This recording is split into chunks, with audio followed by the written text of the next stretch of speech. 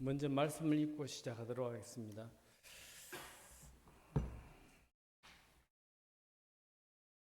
신명기 10장을 보시겠습니다.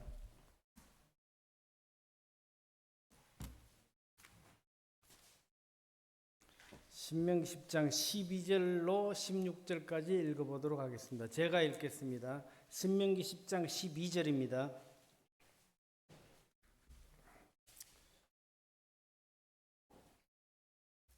이스라엘아, 내 하나님 여호와께서 내게 요구하시는 것이 무엇이냐?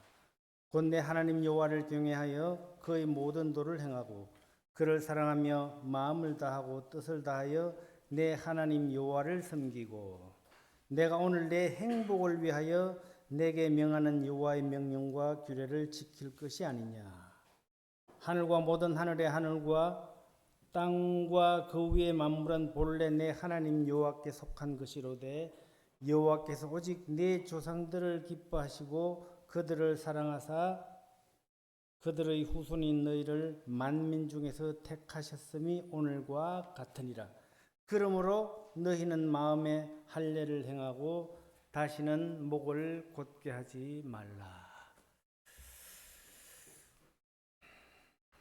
오늘이 무슨 날인지 모르시는 분 없으시죠? 네. 성탄절, 크리스마스 날입니다. 성탄절이 무슨 날인지 아시죠? 예, 예수님 탄생하신 날을 기념하는 날이죠. 그런데 오늘날은 성탄절에 예수님은 없어졌습니다.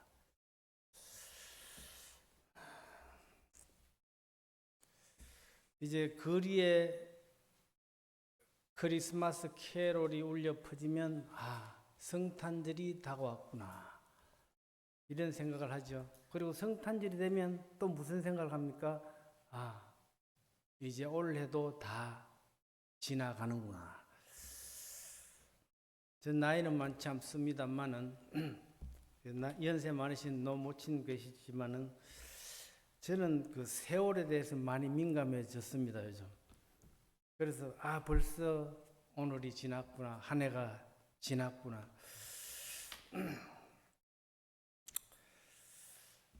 이제 올해가 다 지나가고 있는데 성도님들 오늘 한 해 행복하셨습니까? 지금 행복하게 지내고 계십니까? 행복하지 않으셨다면 올 한 해를 잘못 사신 겁니다. 행복하지 않으시다면 하나님이 원하시는 삶을 살지 못했다는 증거입니다. 저의 삶을 돌아보니까 저는 행복한 삶을 살지 못했구나 이런 생각을 하게 되고 하나님께서 원하시는 삶을 제대로 살지 못했구나 이런 생각을 해보게 됩니다. 성경 모세오경에 보면 모세오경뿐만 아니죠. 하나님께서 이스라엘 백성들에게 계속적으로 반복해서 하시는 말씀이 있습니다. 들으라, 기억하라, 행하라, 잊지 말아라, 찾으라, 돌아오라. 계속적으로 이런 말씀들을 하십니다. 왜? 무엇 때문에 그렇게 말씀하실까요? 그 이유는 바로 오늘 말씀 속에 있습니다. 사람이 이 세상에 태어나면 어느 누구를 막론하고 죽을 때까지 끊임없이 추구하는 것이 있습니다. 그것이 무엇이라고 생각하십니까?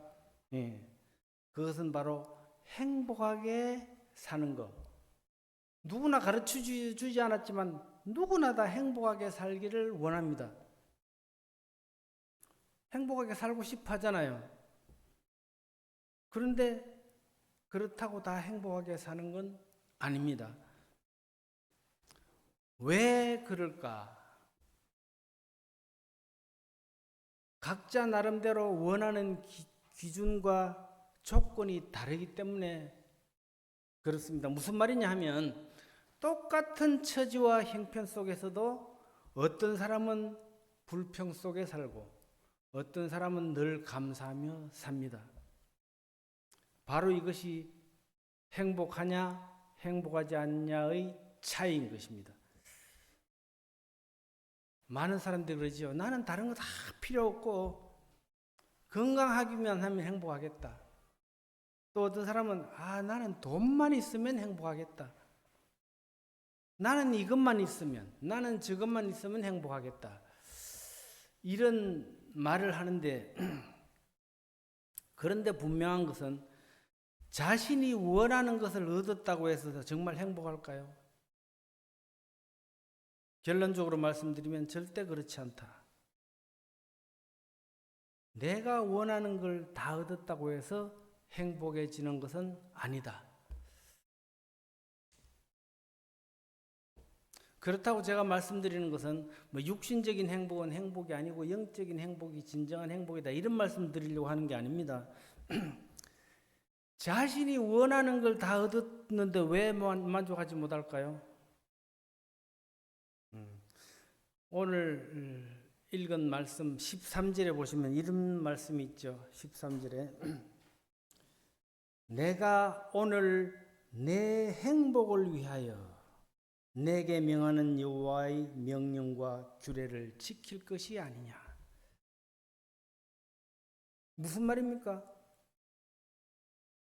내가 너희에게 명령과 규례를 지키라고 하는 것은 바로 너희들의 행복을 위한 것이다.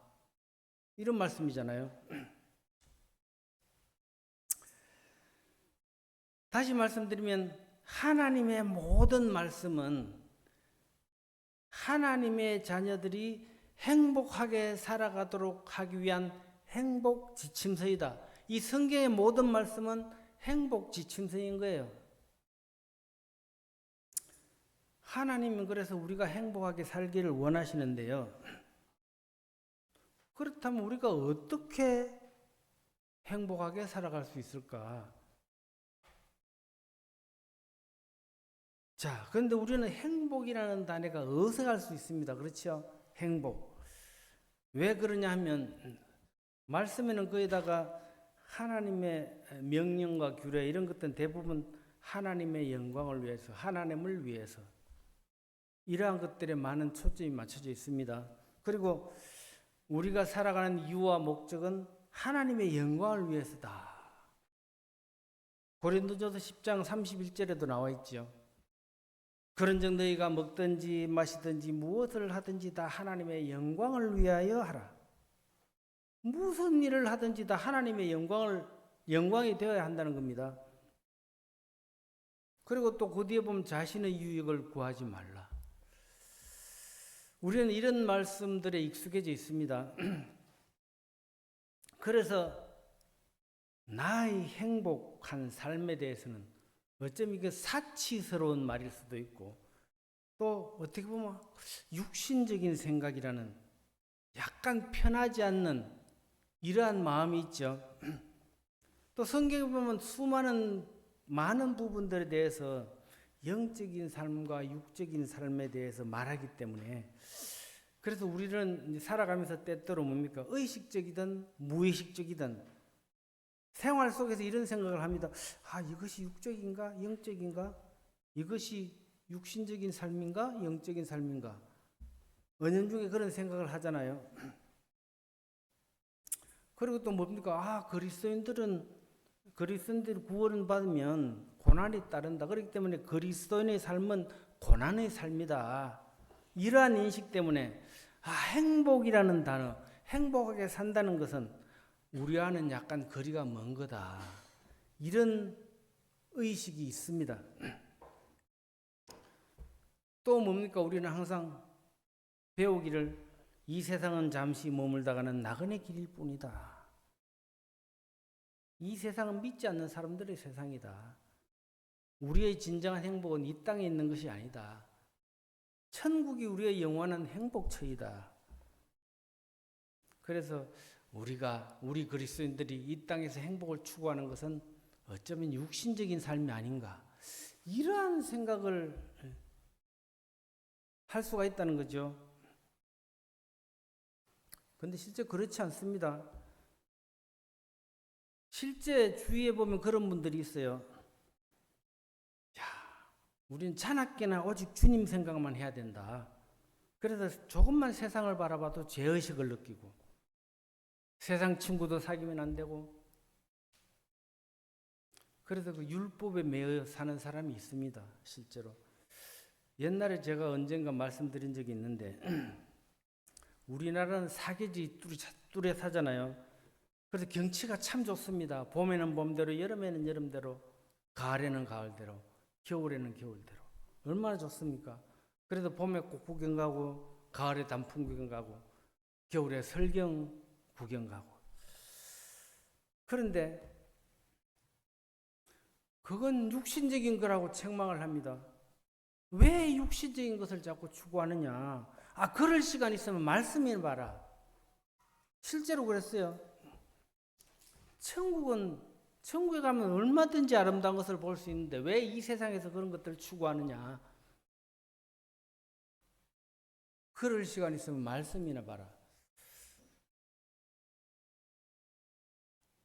네. 어디까지가 육신적이고 어디까지가 영적인 삶인가?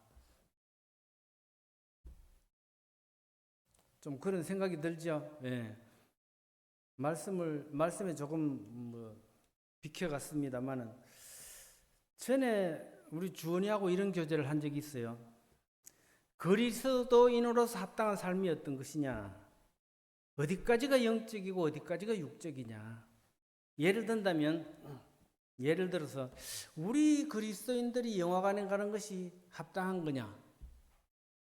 자, 우리 성도들이 당구장이나 볼링장에 가서 그런 걸 하는 것은 합당한 거냐? 맞는 거냐? 또 그리스도인들이 노래방에 가는 것은 어떤 거냐? 등등 이런 교제를 했는데 우리가 살아가면서 무엇을 하느냐도 중요하지만 저는 그래요. 이것이 정답이다. 여기서는 말씀드릴 수 없지만 더 중요한 것은 무엇을 하느냐보다 더 중요한 것. 어떤 목적과 어떤 마음을 가지고 하느냐가 더 중요한 것이 아닐까. 저는 이렇게 생각합니다. 때로는 하나님을 위해서, 복음을 위해서 노래방도 갈 수 있는 거고 그렇잖아요. 복음을 위해서, 친구의 구원을 위해서 놀러도 갈 수 있는 거고 영화관에도 갈 수 있는 거고 할 수 있는 거 아닙니까? 그렇기 때문에 이것이 어떻다 저렇다 말할 수 있는 것은 아니라고 봐요. 고린도전서 5장에도 이런 말씀이 있죠. 내가 너에게 쓴 편지에 음행하는 자들을 사귀지 말라 하였거니와. 이 말은 세상에 음행하는 자들이나 탐하는 자들이나 속여 빼앗는 자들이나 우상 숭배하는 자들을 도무지 사귀지 말라 하는 것이 아니니 만일 그리하려면 너희가 세상 밖으로 나가야 할 것이니라. 이렇게 말씀했거든요. 무슨 말입니까? 우리가 이 세상을 살아가면서 그러한 사람들을 피해서 그러한 사람들과 상종도 하지 않고 살아갈 수는 없는 거예요. 그러한 사람들의 삶의 결과는 하나님이 심판하신다는 거예요. 그래서 이스라엘 백성들이 가나안에 들어가면 가나안 땅 사람들과 살아가야 됩니다. 피해서 살 수는 없어요. 우리 성도들도 이 세상 사람들과 함께 살아갈 수밖에 없습니다. 그렇게 살아가고 있는 가나안 백성, 앞으로 이제 가나안 백성들이 이스라엘 백성들이 가나안 땅에 들어가기 전에 말씀하셨는데 너희들이 가나안 땅에 들어가게 되면 하나님이 우리들에게 말씀하잖아요. 너희가 세상에서 살아갈 때 어떻게 해라. 무슨 특별한 말씀을 하시는 게 아니에요. 무슨 그들과 특별한 삶을 살아라고 말씀하시는 게 아니에요. 이 세상은 하나님이 우리에게 허락하신 땅입니다. 믿지 않는 세상 사람들의 땅이 아니에요. 우리가 육신을 가지고 살아가고 있는 동안 하나님이 우리에게 허락하신 땅입니다. 그래서 우리는 뭡니까? 이 세상에서 행복하게 살아야 할 권리가 있는 거예요. 하나님이 그렇게 하셨기 때문에. 성경에는 복에 대하여 셀 수 없을 정도로 많습니다. 복을 주시며 복을 내리고 복을 받고 복을 받을 것이다. 뭐 이런 단어. 그런데 행복, 복자 앞에다 행자를 붙이면 행복이잖아요. 행복이라는 단어는 아까도 말씀드렸지만 좀 어색해요. 복이라는 단어는 성경에 많이 나오니까 하나님의 말씀인 것 같고 영적인 말인 것 같고, 행복이라면 이건 그러니까 육신적인 생각인 것 같고, 그렇지 않습니다. 행복이나 복이나 똑같은 단어인 거예요. 제가 며칠 전에 방송에서 이런 말을 들었습니다. 복은 무엇이고 행복은 무엇인가? 질문을 하면서 복은 받는 것이고 행복은 주는 것이다. 이렇게 말하더라고요. 사도행전에도 나와 있잖아요. 주는 것이 받는 것보다 복이 있다. 왜 그런가 이해를 하시나요? 예를 들어 말씀드리면, 어떤 사람은 물질이 풍족한데도 자꾸 움켜쥐려고 해요. 어떤 사람은 넉넉한 형편이 아닌데도 자꾸 베풀기를 좋아하거든요. 누가 행복한 사람일까요? 네, 베푸는 사람. 베푸는 사람은 행복을 느껴요. 난 오늘 저 어려운 사람한테 이런 일을 했어. 난 저 사람한테 도움을 줬어. 기쁘잖아요. 근데 물질이 풍부하면서도 그러지 못한 사람은 뭡니까? 자꾸 움켜쥐고 싶어. 남이 주는 거, 그건 아깝고 분하게 느껴지는 거예요. 그래서 결론은 행복은 물질에 있고 꿈에 있는 것이 아니다.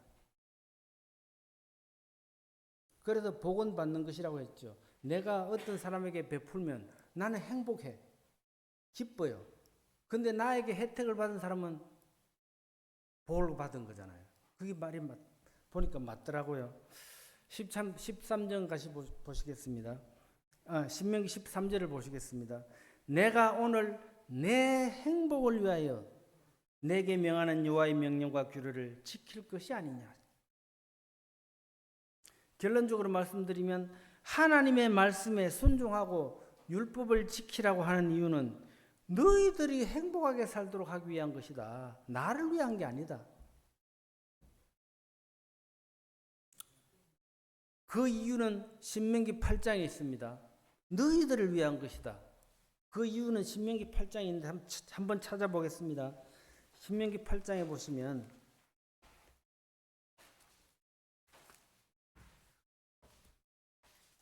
신명기 8장 11절부터 14절까지 제가 읽어보도록 하겠습니다. 신명기 8장입니다. 11절에 내가 오늘 내게 명하는 여호와의 명령과 법도와 규례를 지키지 아니하고 내 하나님 여호와를 잊어버리지 않도록 삼갈지어다. 왜 잊어버리지 않도록 삼갈지어다 했냐면 12절에 자 이제 앞으로 너희들이 가나안 땅에 들어갈 텐데, 가나안 땅에 들어가게 되면 12절에 뭡니까?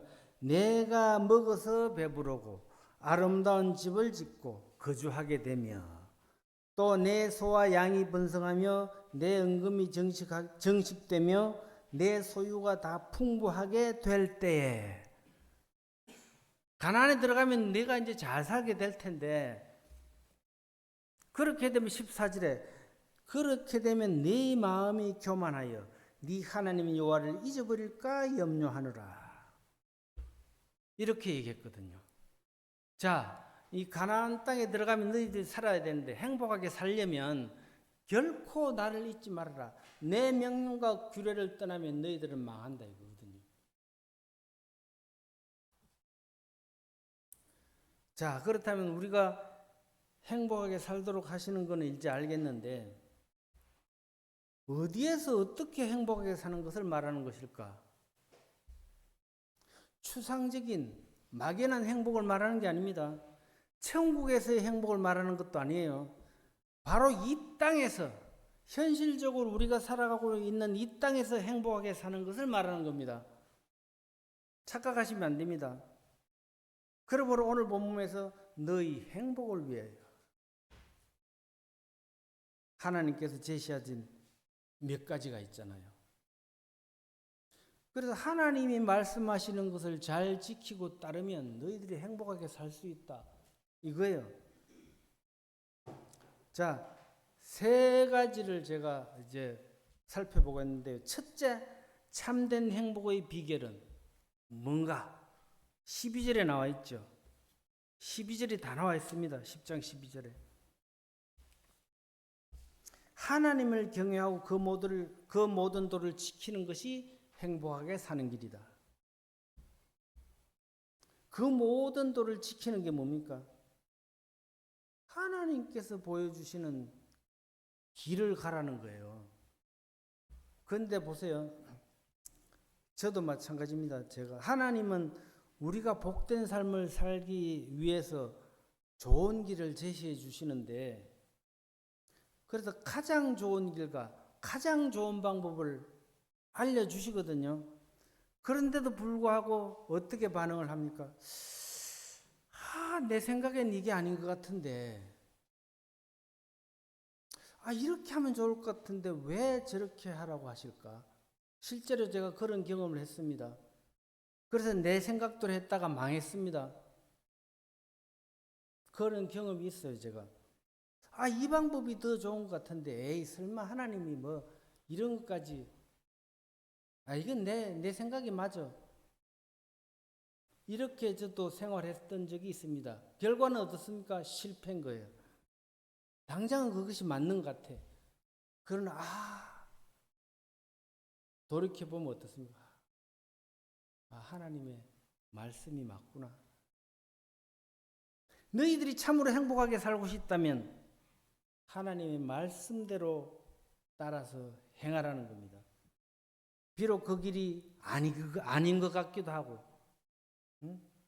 쉽지 않는 것 같기도 하고, 좀 힘든 것 같기도 하지만 그 길이 곧 사는 길이고 너희들이 행복하게 사는 길이다. 하나님은 결코 나쁜 길로 너희들을 인도하지 않는다. 하나님은 가장 좋은 길로 너희들을 인도하신다는 거죠. 시편 84편 11편에 이런 말씀이 있습니다. 시편 84편 11편에 보시면 11절에 보시면 여호와 하나님은 해요 방패시라. 여호와께서 은혜와 영화를 주시며 정직하게 행하는 자에게 좋은 것을 아끼지 아니하실 것임이니이다. 또 잠언 16장 20절에도 이런 말씀이 있습니다. 삼가 말씀에 주의하는 자는 좋은 것을 얻나니 여호와를 의지하는 자는 복이 있느니라. 자, 하나님의 은혜를 입은 자들이라면 어떻게 해야 됩니까? 하나님의 은혜를 입은 자들은 당연히 하나님을 경외하며 살아야 되는 거예요. 우리가 받은 은혜를 한번 생각해 보십시오. 우리가 지금 그리스도인으로서의 삶을 누리는 것은 온전히 하나님의 은혜로 된 것이기 때문에 사도 바울이 그렇게 고백했어요. 이제 우리는 하나님을 경외하는 삶을 살아야 되는 건 당연한 거예요. 솔로몬이 전도서에서 그렇게 고백을 했죠. 지금까지 자기는 부귀영화를 누리면서 살았는데 그것이 다 헛되다. 결론은 뭡니까? 모든 것이 헛되다. 그러나 하나님을 경외하고 그 말씀에 순종하는 삶을 살아야 된다. 그것이 복된 삶이다. 많은 재물을 얻은 것이 복된 삶이 아니라는 거예요. 하나님을 경외하며 그 말씀에 순종하며 사는 삶이 가장 복된 삶이다. 솔로몬의 간증인 거죠.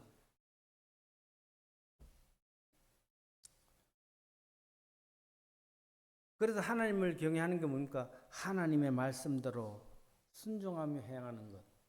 그것이 하나님을 경외하는 삶이다. 다시 말해서 우리가 행복하게 살 수 있는 비결은 하나님의 말씀과 규례를 지키는 삶을 살아야 된다. 그 길만이 우리의 행복을 보장하는 길이다. 이스라엘 백성의 40년 광야 생활 내내 40년 동안 내내 하나님은 말씀하셨어요. 너희들이 내 말씀에 순종하고 내 규례를 지켜야 된다. 내가 너희들에게 은혜를 베푼 것을 절대 잊어버리면 안 된다. 기억해야 된다. 16절에 이렇게 말씀했습니다. 오늘 본문 신명기 10장 16절에 그러므로 너희는 마음에 할례를 행하고 다시는 목을 곧게 하지 말라. 다시는 목을 곧게 하지 말라. 이 말은 뭡니까? 지금까지 목을 곧게 했다는 거잖아요. 앞으로는 그렇게 하지 마라. 광야 생활 40년 동안 목이 뻣뻣해서 내 말을 듣지 않는데 이제 가나안 땅에 들어가서조차 그렇게 산다면 너희들은 망한다. 출애굽기 32장에도 이스라엘 백성이 목이 뻣뻣한 백성이라고 말합니다. 목이 뻣뻣한 백성이라는 말은 교만하다라는 의미도 있지만은 목이 곧은 백성이라고 말한 것은 교만하다라기보다 고집이 센 백성이다 이런 의미예요. 고집이 세다. 왜 말을 듣지 않느냐? 왜 고집이 그렇게 세냐? 목이 곧다라는 말은 말을 듣지 않는다 이런 말이에요. 가축을 키워보신 분들 계십니까? 요즘은 도회지에서 사시니까 없으실 텐데 저희들은 어릴 때부터 시골에서 자랐기 때문에 가축을 많이 키워봤습니다. 소의 콧뚜레를 왜 뚫었습니까? 예, 따라오기 위해서. 안 따라옵니다. 목에 메고 당겨보세요. 소가 힘이 세지 사람이 셉니까? 절대 안 따라옵니다. 그래서 목이 곧은 백성.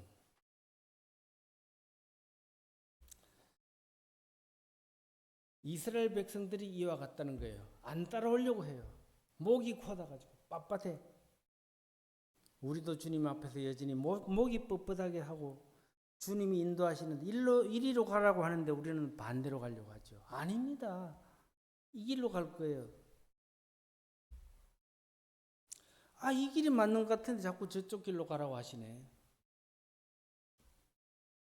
고집 부리지 말라는 거예요. 하나님의 말씀을 존중하고 하나님의 말씀을 따라 행하라. 그것이 사는 길이고 그것이 행복하게 사는 길이다. 두 번째 뭡니까? 참된 행복의 비결은 하나님을 사랑하는 거. 하나님을 사랑하는 거하고 우리가 행복하게 사는 거하고 뭔 관계가 있느냐? 그렇잖아요. 왜 우리가 하나님을 사랑해야 됩니까? 하나님의 사랑을 받은 자들이기 때문에. 우리는 하나님께서 사랑하시는 하나님의 자녀들입니다. 우리가 잘나서가 아니에요. 하나님 우리를 사랑하시는 이유가 뭡니까? 내 자식이기 때문에. 하나님의 자녀라는 그 이유 하나예요. 그래서 사랑하시는 거예요. 마태복음 7장을 보시겠습니다. 마태복음 7장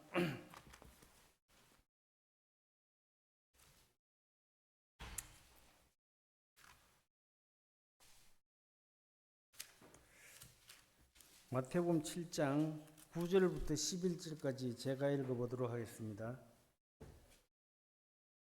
너희 중에 누가 아들이 떡을 달라 하는데 돌을 주며 생선을 달라 하는데 뱀을 줄 사람이 있겠느냐? 너희가 악한 자라도 좋은 것으로 자식에게 줄 줄 알거든 하물며 하늘에 계신 너희 아버지께서 구하는 자에게 좋은 것으로 주시지 않겠느냐? 악한 자라도 자기 자식에게는 좋은 것을 주려고 한다는 거죠. 하물며 하나님께서는 어떻게 하겠느냐? 그러므로 이제 우리도 하나님을 사랑해야 되는 거예요. 하나님이 우리를 사랑한 것 같이 우리도 하나님을 사랑하는 것이 바로 참된 행복의 비결이다. 무슨 말이냐면 자식이 부모의 마음을 아프거나 슬프게 하면서 행복할 수 있습니까? 아니에요.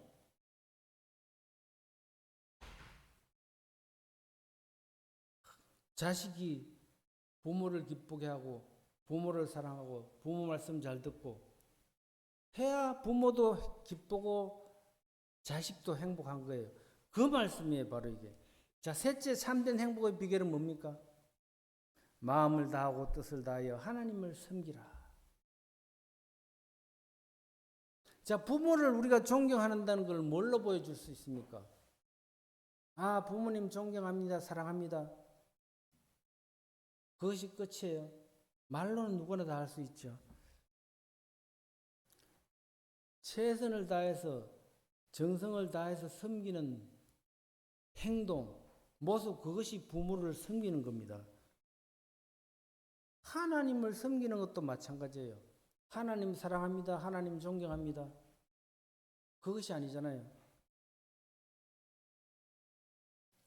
감사하는 마음이 있을 때 하나님을 존경할 수 있고 하나님을 제대로 섬길 수가 있는 거예요. 그것은 바로 예배를 통해서 나타나는 거잖아요. 예배는 우리가 하나님을 제대로 섬긴다는 증거 중에 하나입니다. 무슨 말입니까? 감사하는 마음이 있어야 하나님께 예배할 수 있다는 거예요. 내가 감사하는 마음도 없는데 하나님께 예배할 수 있습니까? 없잖아요. 그래서 다른 말로 감사하다는 마음은 내가 행복하다는 증거거든요. 행복하지 못한 사람은 감사할 수가 없어요. 감사하지 못하는 사람은 결코 행복할 수가 없는 거예요. 그 말이에요. 그러므로 하나님을 섬기는 자는 당연히 행복해질 수밖에 없다. 그래서 그렇기 때문에 예배를 소홀히 여긴다는 것은 하나님께 감사하는 마음이 없고 하나님을 제대로 섬기지 못하고 있다는 증거입니다. 내가 하나님을 존경하고 하나님을 사랑하고 하나님께 감사하는 증거는 바로 예배를 통해서 나타나게 되어 있는 거예요. 우리 자식들은 그렇지 않습니까? 사춘기가 되면 부모의 속박으로부터 벗어나기를 원합니다. 그렇잖아요. 아, 이제 부모의 속박을 벗어나면 자유롭고 행복해질 것 같거든요. 그래서 뭐 가출을 하든지 뭐 나가게 되면 어떻게 해서 부모를 떠나게 되면 이야, 이제 나는 자유다. 이제 나는 행복이다. 그럴까요? 네. 부모를 떠나는 순간 불행의 시작이 됩니다. 그래서 우리가 하나님 안에서 하나님을 잘 섬기는 것이 바로 참된 행복의 비결이다. 가나안 땅에 들어가기 전에 가나안을 눈앞에 두고 백성들에게 무엇을 요구했습니까? 아까 말씀했죠. 내가 오늘날 너희들에게 행했던 일들을 기억하라. 결코 잊지 말아라. 누구를 위해서? 나를 위해서가 아니고 바로 너희들을 위해서. 왜? 하나님은 왜 이러한 것들을 백성들에게 요구하시는 겁니까? 하나님의 영광을 위해서가 아니고 너희 행복을 위해서. 그렇기 때문에 우리는 하나님의 말씀대로 살아야 행복한 존재들입니다. 하나님을 사랑해야 행복해지는 존재들일 수밖에 없어요. 우리는 하나님을 잘 섬겨야 행복해지는 존재들입니다. 왜? 우리는 하나님의 자녀이기 때문에. 하나님의 자녀가 아닌 사람은 하나님을 섬길 수도 없고 하나님의 말씀을 들을 수도 없고 따를 수도 없고 하나님께 예배할 수가 없는 거예요. 하나님께서 이스라엘 백성들이 가나안 땅에 들어가기 전에 말씀하셨습니다. 너희들이 행복하게 살기 위해서는 내 말을 잘 들어야 된다. 내가 인도하는 대로 따라야 된다. 하나님, 우리가 이 세상을 살아가는 동안 행복하게 살기를 원하시는 거예요. 하나님이 사랑하는 자녀들이기 때문에 하나님은 자녀들이 행복하게 살기를 원하십니다. 그리고 모든 것을 주시기를 원하시는 거예요.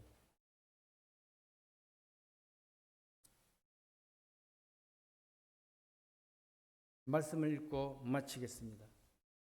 신명기 10장 12절부터 13절까지 제가 읽겠습니다.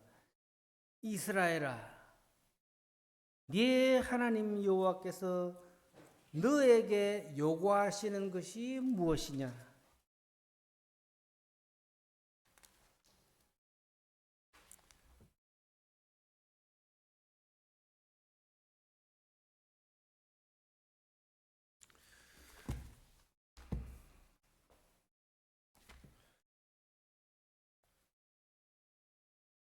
하나님께서 이스라엘 백성들에게 요구하는 것이 무엇입니까? 곧 내 하나님 여호와를 경외하며 그의 모든 도를 행하고 그를 사랑하며 마음을 다하고 뜻을 다하여 내 하나님 여호와를 섬기고. 왜 그렇게 해야 됩니까? 너희 행복을 위해서. 13절에 내가 오늘 내 행복을 위하여 내게 명하는 여호와의 명령과 규례를 지킬 것이 아니냐. 네. 내 말을 듣고 잘 순종하고 따르는 것은 바로 너희들이 행복하게 살기 위해서다. 결론은 뭡니까? 우리가 하나님의 말씀을 떠나서는 결코 이 세상에서 아무리 풍족하고 아무리 내가 모든 것을 가졌다고 해서 결코 그것은 행복할 수가 없다. 하나님의 말씀 안에서, 하나님 안에서 하나님의 말씀을 순종하고 따라 행할 때만이 바로 그것이 행복하게 사는 비결이다. 말씀을 마치겠습니다. 감사합니다.